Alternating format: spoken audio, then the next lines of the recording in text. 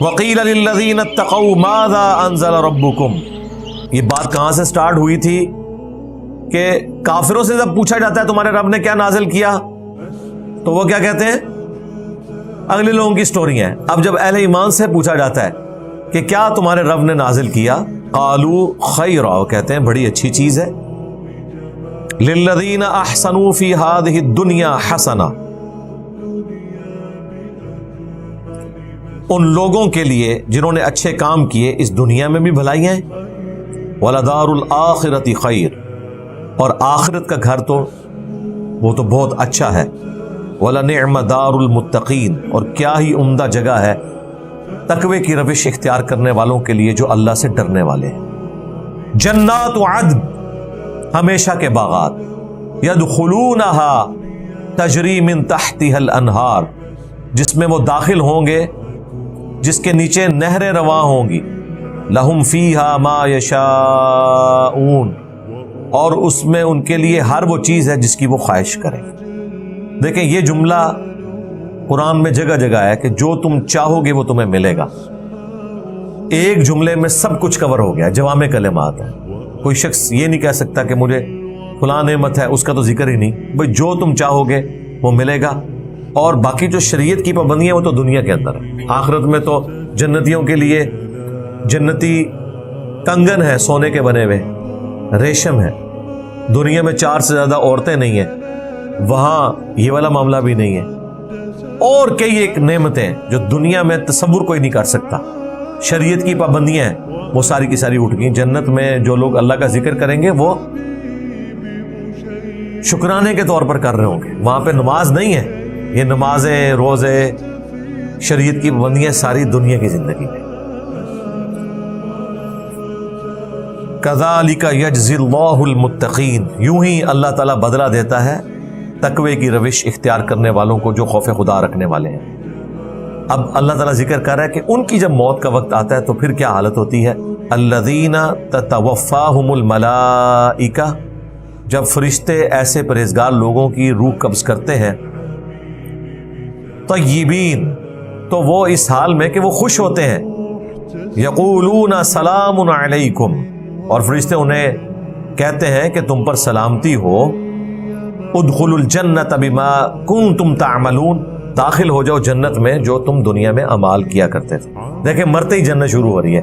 وہی بات، قبر جنت کے باغوں میں سے ایک باغ ہے یا جہنم کے گڑھوں میں سے ایک گڑھا ہے. صحیح مسلم میں حدیث موجود ہے نا کہ اہل ایمان کی قبر 70 ہاتھ دائیں بائیں آگے پیچھے کھلی کر دی جاتی ہے. اب ظاہر ہے یہ فزیکلی کھلا ہونا نہیں ہے، یہ برزخ کے معاملات ہیں، اسے کیمرے سے کوئی آبزرو نہیں کر سکتا. هل ينظرون الا ان تأتيهم الملائکہ، کیا یہ اللہ کے منکر لوگ اس چیز کے انتظار میں ہیں کہ ان کے پاس آ جائیں فرشتے اللہ کا عذاب لے کر. او یأتی امر ربک، یا تیرے رب کا حکم عذاب آ جائے. یہ تعویل خاص کے اعتبار سے تو مشرکین عرب کے لیے جو نبی علیہ السلام کو بار بار کہتے تھے کہ جس عذاب کا تم وعدہ کرتے ہو وہ کب آئے گا. اللہ تعالیٰ فرما رہا ہے کہ اس عذاب کے آنے کے بعد حق بات قبول کرو گے، اس کے انتظار میں بیٹھے ہوئے ہو. یا فرشتے نازل ہو، کہتے ہیں فرشتہ کیوں نہیں اس پیغمبر پہ نازل ہوا؟ وہ بھی اللہ نے کہا کہ اگر فرشتہ نازل ہوا تو پھر تو کام ہی تمام، وہ عذاب ہی لے کے آئے گا. کذالک فعل الذین من قبلہم، یہی کچھ کیا ان سے پہلے لوگوں نے بھی. وما ظلمہم اللہ ولکن کانوا انفسہم یظلمون، اور اللہ تعالیٰ نے کوئی ان پر زیادتی نہیں کی بلکہ خود وہ اپنی جانوں پر ظلم کرنے والے تھے. فَأَصَابَهُمْ سَيِّئَاتُ مَا عَمِلُوا، پس انہیں سزا ملی ان کے ان برے اعمال کی جو خود انہوں نے کمائے تھے. وَحَاقَ بِهِمْ مَا كَانُوا بِهِ يَسْتَهْزِئُونَ، اور انہیں آ گھیرا اس عذاب نے جس کا دنیا میں وہ مذاق اڑایا کرتے تھے.